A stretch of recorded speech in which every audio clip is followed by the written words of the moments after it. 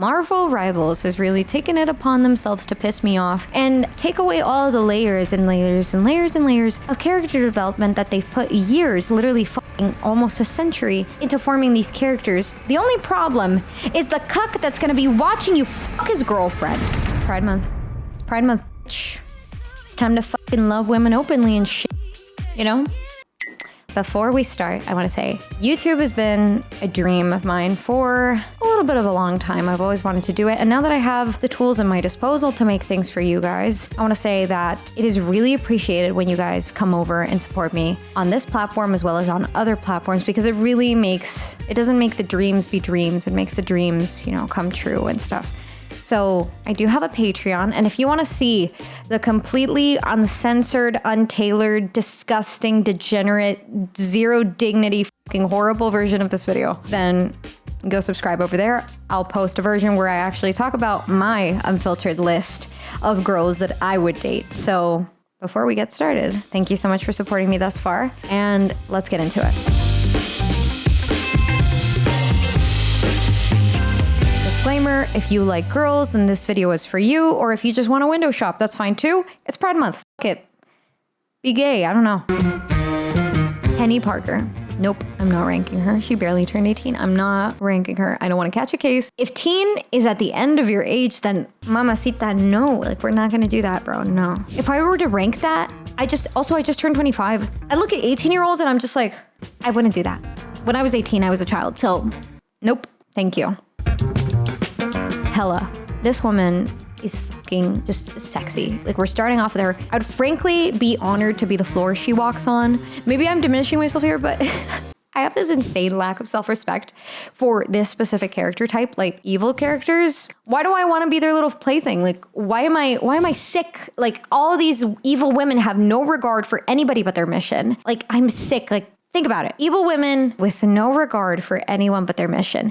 Evil women who believe that everyone is completely below them. Evil women that relish in the power that they have over people. That shit really gets my fucking motor going. It gets the engine fucking lubricated, and we're ready to fucking go. And women with God complexes, like, we're fucking, it's there, bro. But maybe I just talk the talk too much, because in reality, I think these women would give me so much fucking panic to be just standing in front of them. I think I'd probably just like evaporate into dust.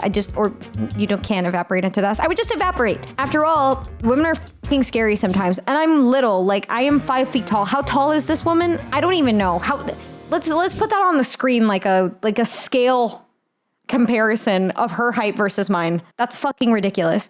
Okay, I think that Hela genuinely looks down on everything and everyone. She is fucking murder incarnate. I don't think she'd be interested in any way, shape, or form in any type of relationship. She's like a nun, but instead of being married to Jesus, she's married to murder. Holy fuck, I can't believe I wrote that. Her idea of right and wrong doesn't look anything like most people's. Mercy isn't really in her nature. She makes decisions based on power, survival, not compassion. That's for stupid little peasant people. If you're someone who holds tightly to your morals, it could be hard watching how easily she can hurt or destroy people.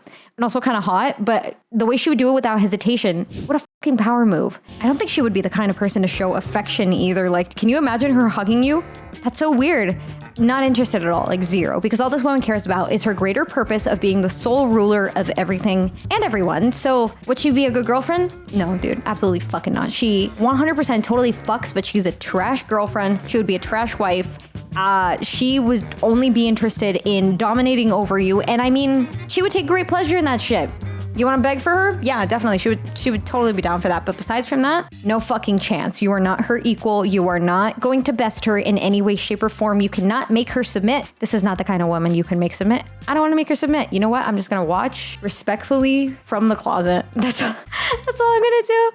Oh, God. Hela is going to go on C, because I always reserve C tier for evil motherfuckers who want to take over the world. And she definitely wants to take over the world. Magik is just my type, fucking exactly. Pansexual, baddie bitch, blonde, emo, tormented, and troubled. Fuck yeah, bro. Fuck yeah. Fuck, just a round of applause for this beautiful character. But really though, emotionally, she is just complicated, like really complicated. I mean, she's got one of the most traumatic and twisted backstories in the entire X-Men universe. Like, this girl was dragged into limbo as a child She was raised by demons. She became the queen of hell before she even hit puberty and somehow still made it back to Earth with a little bit of her soul intact. Like, damn, girl, what the fuck? And somebody earlier today brought up a point that trauma doesn't have to define you. It doesn't define you, but it does shape you. And it can be hard for her. She's very just guarded. She's very closed off. And I feel like intimacy could be hard for her, not just physically, but emotionally too. She's just used to handling things by herself. She doesn't need anybody. And you might get moments of warmth with Magik, but it's so rare. It's so rare because she's very cynical. She's carrying this massive weight of isolation and internal conflict, part demon, part mutant, constantly walking on this tightrope between who she wants to be and what she's afraid she really is. So that makes her a really sarcastic and closed off person. She is the sassiest person in the Marvel Rivals universe right now because every interaction is her just like digging into someone. The only person who has met her match is fucking Moon Knight because they're both dogging on each other so hard. Why do all the baddies have to be so fucking fine? But you have to accept Magik doesn't want a relationship. She's also not looking to be saved. Over the years, I've realized that you can't change other people. They have to want to change themselves. If you want to be in a relationship with somebody who is perfect, then you'll never be in a fucking relationship. Let's just go to my little corner. This is Weka's dating advice. Welcome. You can't change your partner. So what can you do? It's really about offering a safe space for your partner to recognize their problems in a relationship and letting them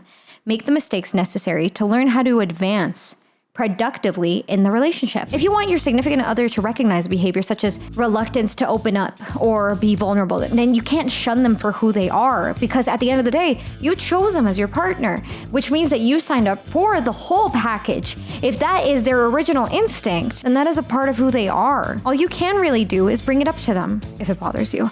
If they want to change that, then they will mobilize that behavior and enact change in their own life. That's how you know they want to progress. And at the end of the day, it's about both parties being happy, both parties being content, and the love that you have for each other, but sometimes it takes time. Love takes time, and love takes work. Would Magik be a good girlfriend? She hasn't had a love interest since the 80s, and she's not really open about wanting a relationship. She's had little flirty exchanges here and there throughout the years, but honestly, she's just been solo dolo this whole time. She is not looking for anything. She does not want anything. I don't think she would be fit for a relationship. She is emotionally unavailable. Magik is gonna go on B.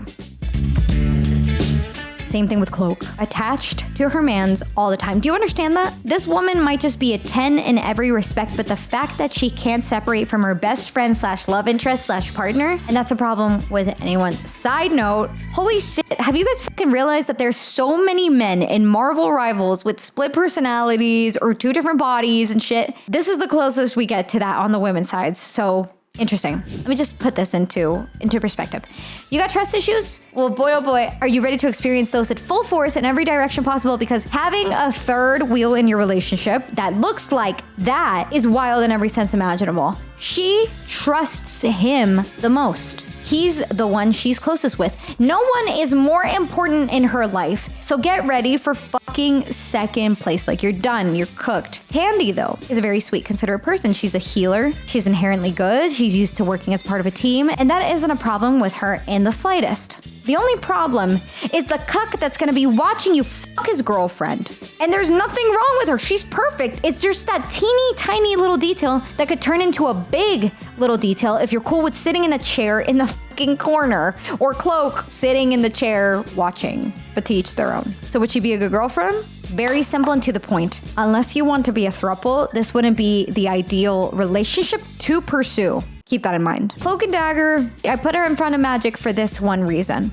Being in a throuple is definitely better than being with somebody who doesn't want to be in a relationship, which is why this is the logic that I've put them here. I fucking love Natasha, so allow me to get all my little thoughts out, okay? Let me have my little yap session. So this version of Natasha, the Marvel Rivals version of Natasha, is cold, which is sort of uncharacteristic in a few ways, because for this version of her, the Red Room didn't have the usual effect it has on her. In this timeline, she is the Red Room's headmistress, which I find crazy. It's not something we've seen before in Marvel. The Red Room is almost always fucking awful. It literally brainwashes and castrates and traumatizes little girls into becoming becoming spy assassins for the government. So I find it to be an interesting choice. Really wasn't expecting that, but maybe it's a nice change and a different adaptation of Black Widow. And there is an emphasis on that for me, because being in charge of something like the Red Room means that you'd have to make a few changes to it. I don't think that Natasha, being who she is, would keep the up practices of castrating little girls in the Red Room,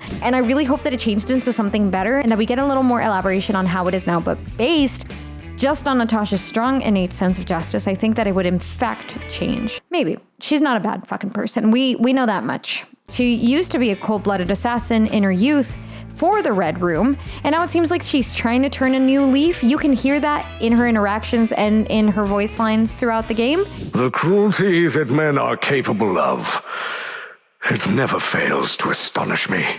Reminds me of my childhood. Regretfully, I can relate to that sentiment. Then how about we put all our pent-up trauma to good use and shut this place down? So it's also important to note that this version of Natasha has been given the super soldier serum and has lived for over 100 years or something. And you can tell that she's tired.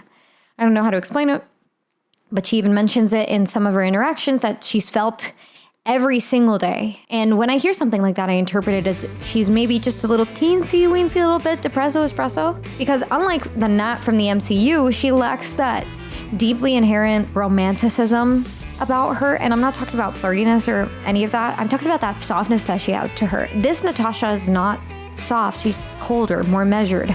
Not to mention, she's a fucking boss lady bitch that manages the Red Room. So what would she be like as a girlfriend?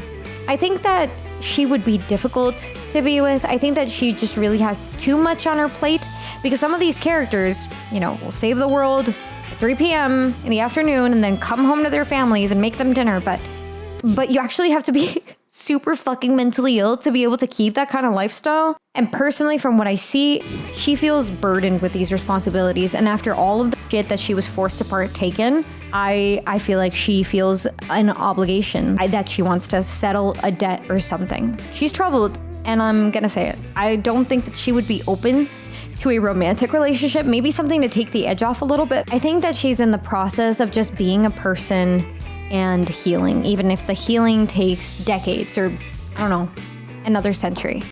Personally, me, I wouldn't go for Black Widow, and I'll tell you why. This has got too much on her plate. She's the hottest redhead on the planet.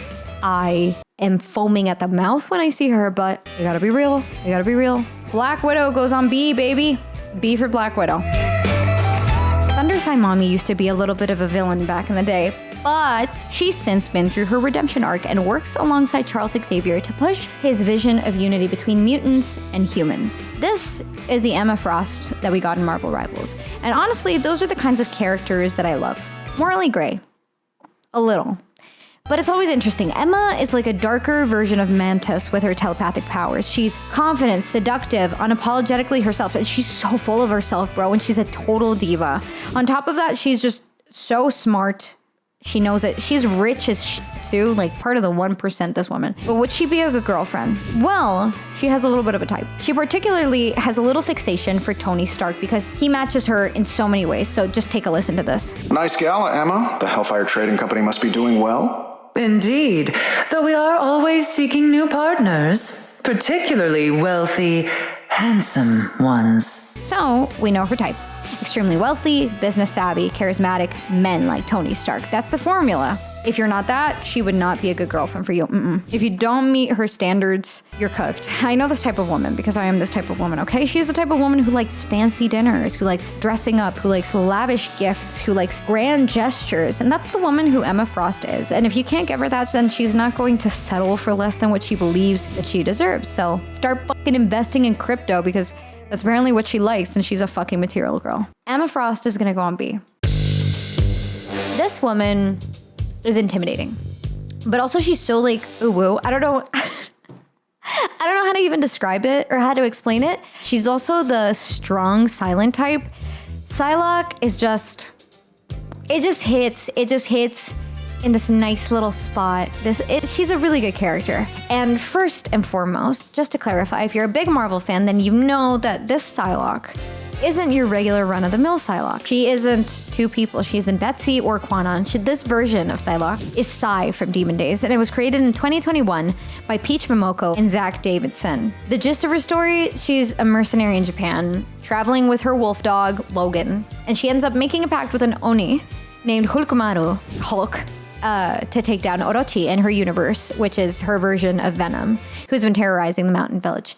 So that's the vibe. It's pretty old-timey wimey. I like it. It's good, it's solid, it's different for Psylocke. Psylocke is a character that a lot of people love. And this version of Psylocke was so well received that they brought her into Marvel Rivals. And in this version, they kept that strong, silent aura intact. She's super focused, she's deeply disciplined, she's definitely not impulsive. Honestly, she's kind of a tight ass in conversation, not in a bad way, just very mission oriented. It's not that she's cold, it's just that she's not interested in small talk and she's always in her own world. And she's also missing home. She's very homesick. There's this almost sadness about her that lingers, and she never says it out loud, but Mantis actually has a line about it in-game that hits pretty hard. Subtle, pretty subtle. But that moment gives you a peek into how much Psy carries with her emotionally, even if she doesn't show it. So would she be a good girlfriend then? Based on this characterization of Psylocke, she would likely be very reserved, closed off, emotionally unavailable type. I feel like emotional vulnerability probably doesn't come to her naturally at all. This relationship would be a slow burn if you chose to go after it, because she would come to trust you, but it is not something that'll come easily, and I'm talking fucking years. And you'd have to be incredibly patient. You'd have to be okay with the long silences and the subtle cues, instead of these big romantic gestures or a lot of open communications. So she can very much seem distant, and it's not because she doesn't care or anything, but it's because she's always carrying the weight of everything on her shoulders. And honestly, everybody in this fucking list is, so do with that as you will. And at the top of B is Psylocke. I don't feel like she really wants to be in a relationship. She's very, very, very, very vigilant, very alert at all times. She would be nice. That's why she goes at the top of B, because B just means be patient, right? Emotionally unavailable, be patient.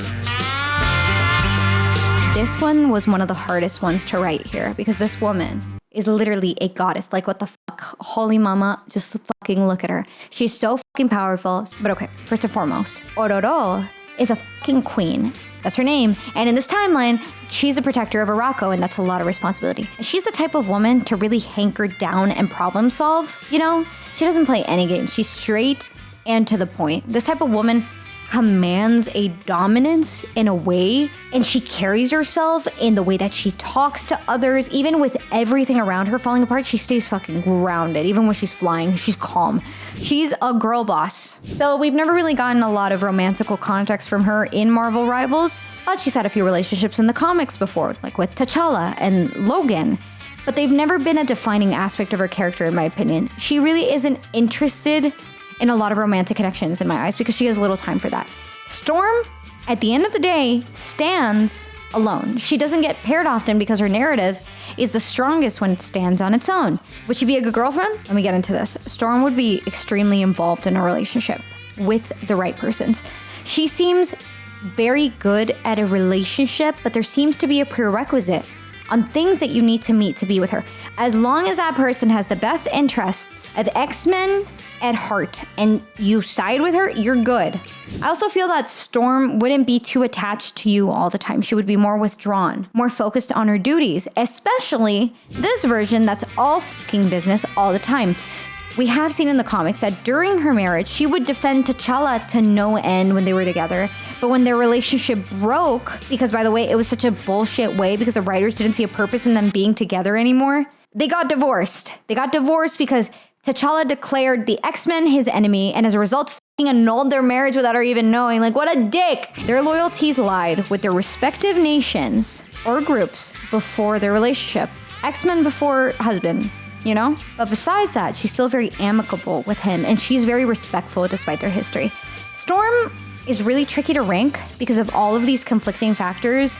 Like, we know she can be a very devoted partner, but I think that you won't often be the leading focus of her life unless you are a mutant or a god or whatever the fuck. You just have to be on her level. You know? Thank you. Storm is gonna go on A because she has this complicated history to her, and I feel that everything factors into that. So with everything that she has to deal with and with everything that she has to do, she has been in relationships in the past that have worked, and she would be a good partner. But it's just a matter of fact that she's too busy. Marvel Rivals has really taken it upon themselves to piss me off and take away all the layers and layers and layers and layers of character development that they've put years, literally fucking almost a century, into forming these characters. So let's get started talking about Scarlet Witch from Wish, or Temu if you're young and don't know what Wish is. I really wish they had represented the women on this list as more emotional and flawed instead of perfect little copies of these characters. It's like an AI recreation of the character. Is insane. But okay, this version of Scarlet Witch is a lot more optimistic. Weird, huh? And she's more grounded than other versions of her. She's focused on doing purely good, which is leaps and bounds away from what the 616 universe tries to do with her character. I mean, it's fucking stupid. The Scarlet Witch is a deeply emotional woman. I don't think that making an alternate, more positive, kids-friendly version of herself should take that away from her. That is what makes her so deeply likable. That's why when I look at this version of the Scarlet Witch, I'm like, what the fuck? Who the fuck is that? I don't know. She is one of the most powerful beings in the universe, yet she is so deeply introspective and in tune with her emotions. Why take that fucking away? This Wanda, though, doesn't carry that guilt as deeply. I mean, her lines in game are littered with her more optimistic type shit. I'm sick of it. I hate it. She knows the world is ending and doesn't want it to, just because she's nice. She takes her role as a hero and protector more seriously. She mentions being lost between realities for so long and taking it upon herself to fix the time stream entanglement. I don't feel like the real Wanda would do that without a good reason, like family or friends or anything. I can't take her seriously because, I'm gonna say it again, other versions of the Scarlet Witch retain this almost eerie, unsettling factor that she has to her character. She would do just absolutely anything to keep her loved ones alive, as family is very, very important to her. And speaking of family, in this version of the Scarlet Witch, Magneto's her dad, and she's got fucking daddy issues. I don't think that he's her biological dad. I just think that Magneto's calling every mutant he's helped his children. It happens in the comics where she is technically his daughter and treated as such. But here she is, regarded as his daughter. But besides that, my God, would she be a good girlfriend? Yes. This more optimistic Wanda, I think, would retain that almost longing for safety, for connection. We see that in her in-comic relationship with Vision and other characters, and the enormous amount of love that she has for her children. The MCU does her justice in wanting to portray this Wanda wanting that sitcom family life, because she does find a lot of comfort in the stability of having a family. And I don't think that they would take that away from this Wanda, or at least I fucking hope not, because we've almost gotten no romantic context to who this girl is. So we're gonna use a little bit from the comics there. You're gonna say, Weka, what the fuck are you doing? Why are you putting things that are not from the game in the ranking? Because I fucking can, okay? We're gonna put Scarlet Witch on A because hopefully they bring in a little bit of that more unsettling nature into Marvel Rivals. This girl is a total lover girl. Like, she's head over heels type bitch. So that's why we put her on A, but she is a bit unstable. So hence the placement. Luna Snow is basically Diva from Overwatch, but in a different font. Tell me that I'm wrong. Try to change my fucking mind. She's a relatively new character in Marvel. She was debuted in 2018 for Future Fight, which I didn't know even existed. And in 2019, she made her comic debut. She's a baby. She's very new. Her character is super, super new, so we don't know everything about her because she's pretty fresh in the Marvel scene. But what we do know about her is that she is a galaxy-renowned K-pop star, which means that she has hella responsibilities. The whole pop star by day, superhero by night thing, it's a concept. It's a concept. It sounds cool or whatever, but I feel like it would be just isolating as hell for her. I know that she has insane discipline though, because the amount of work she's taken to get to the point where she is at now, whew, like, kudos. The amount of work that K-pop stars put into their line of work, like, have you seen it? The diet, the fucking rigorous training, the PR, everything. It's just so much. So kudos to Luna Snow for being a disciplined shit. She manages to both balance being a superhero and being a K-pop star. She's a brand, an image. People love your music. They cheer for your hero. But does it go deeper than that for her? I mean, from what I've been able to tell from reading a little bit of Luna, is that she's very transparent. She would be transparent, but you have to factor that she is essentially busy all the time. She has zero time for any romantic interactions, except for the ones that happen in the comics when she's actually out there fighting people. So unless you're a superhero, you know, would she make time for you? Unless you're out in the field with her fighting, and that's, like, let's be honest. So she's constantly balancing being enough for the people who look up to her while silently, I feel like she's definitely got to be hard on herself, because it feels like she's constantly balancing enough for the people who look up to her while she's battling the weight of what she's lost, her anonymity, normalcy, and her new superpower that is probably got a bunch of motherfuckers on her back trying to take advantage. So would she be a good girlfriend? Relatively, yes. But unless you're willing to wait for a breadcrumb of time in her schedule, then I don't think it would work. I don't think it would work for anybody. I think that either you're in the scene with her or you're not. And let's face it, most of us, we're not there for that. We want relationships that are connected, that are true, that are like this.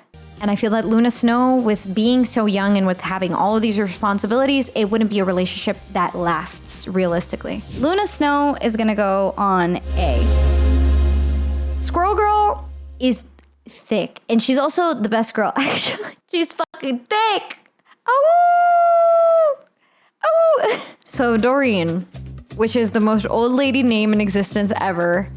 This girl is so funny, charismatic. She is just so, like, energetic, like, always going like this. You wish you were that fucking spry motherfucker. You wish you had that much energy, because she's also witty, she's talkative, she's outgoing, and not to mention she's fucking smart. She's studying computer science, dude. She's just, like, everything in a package deal. She's also extremely human in a way, and I feel that her voice lines in game reflect that just perfectly, because she's very jokey and funny about the character she interacts with, and she's very aware too. She's just so positive and lovely and upbringing, but everything seems to be great, right? Great, fantastic. Are there any cons? So, in my opinion, Doreen has an upbeat personality. It's very charming, but it can be a lot if you're someone who needs space or quiet to just recharge. She thrives in chaos, and she's definitely a social butterfly.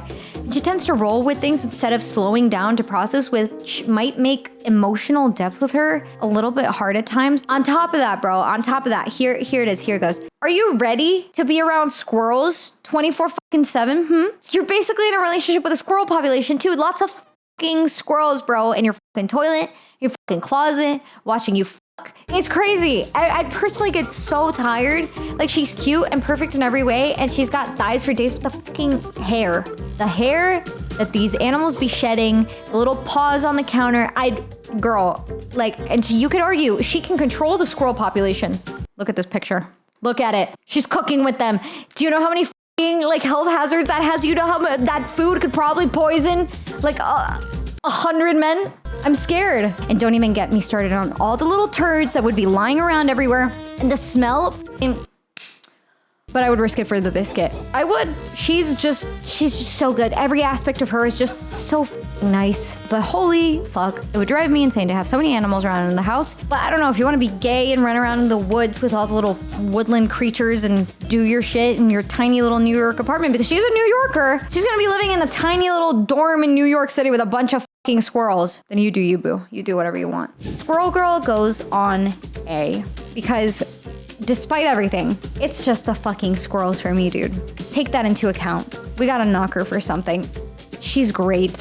We love her. She is genuinely one of the best characters in the roster, but oh my god, the fucking smell.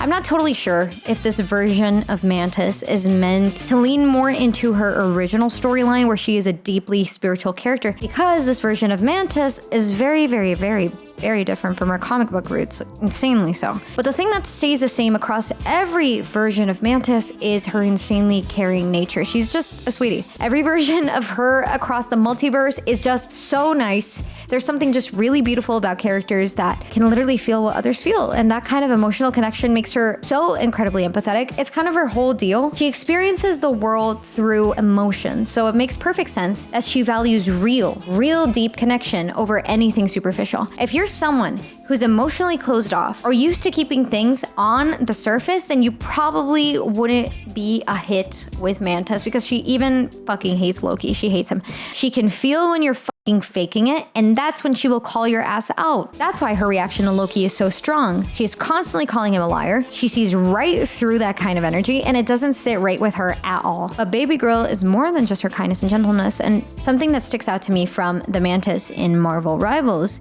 is from her hero story, and I quote, "The mind of the other Mantis radiated an exhaustion and despair so intense Mantis almost tried to break off their connection, but she couldn't.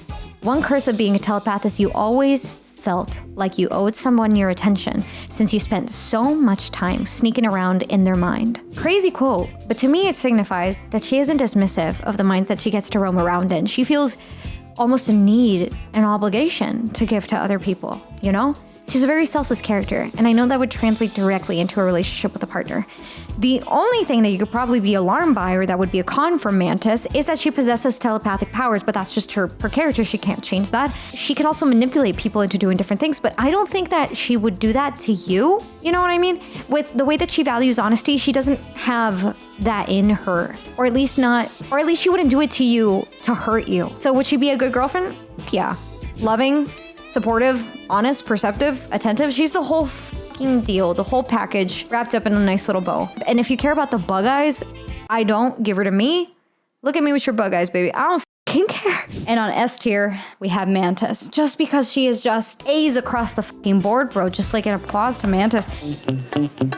Susan is the one MILF to rule us all. I want to talk about Sue Storm because I feel like she's one of those characters who constantly gets overlooked or flattened down into the mom friend or just Reed Richards' wife, and that's fucked. But this version of Sue Storm feels a bit more polished, a bit more perfect than I expected. She's strong, no question. She's confident, she's capable, she's poised, but I kind of wish that they let her be messier. I still have the same problem that I did with Scarlet Witch, where I feel like they just like took a character and fucking pancake flattened her. I kind of wish that they let her be messier. Sue's a character who's built her life around keeping things together. She's literally the fucking shield of the Fantastic Four, but it's not just a power, it's her whole personality trait. She's the one that holds the team together. She's the glue. What does this scream?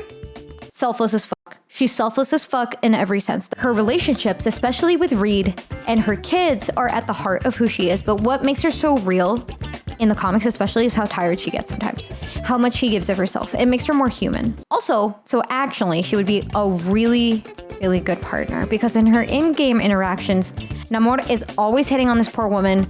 This man is desperate as fuck. He is frothing at the mouth every time he sees her. He's like, blah, blah, blah. You know? She shuts him down every time. Fucking look. Why do you insist on staying with your fool of a husband when you could rule the world at my side? Reed saves the world countless times each week. Almost as often as you fail to conquer it. Would she be a good girlfriend? What do you think? She is loyal as fuck. Even with that whole man in front of her, she is loyal as fuck. Fish god man walks in front of you. What would you do? What would you do? What would you fucking do? You have Elastic Man over here. Elastic Man, Salt and Pepper, and then you have Namor over here with his abs and his fucking flying feet. A woman has to make a choice, and she makes the right one. She chooses her husband. She chooses her fucking husband every fucking time. It's good. It's balanced. I love it. So, would she be a good girlfriend? I think it's safe to say that we're all in agreement here. At the same time, we say yes. I always put the married ones in high tiers for a reason because they have successfully passed the girlfriend stage and moved on to the married stage. It makes her a successful relationship candidate. That's fucking science. It's surprising because I put Reed Richards on A tier last time we were here, so go watch that video. Sue Storm goes on S. We're done. Thank you so much for sticking around thus far. That was crazy. Thank you so much if you guys want to see the full uncensored version with my own personal ranking. That's going to be over on the Patreon, so go there right now and subscribe. But I'm also on Twitch, so if you want to see any of this disgusting, degenerate bullshit live, twitch.tv/WekaSuwi, baby. And that's where we're at. Like I said again, genuinely, this is very important to me. Help support a girl in her dreams, you know? Help support a girl. It's time. This is the year. 2025 is the year that we make it. So everybody, thank you so much. Big hugs, big loves, and bye-bye.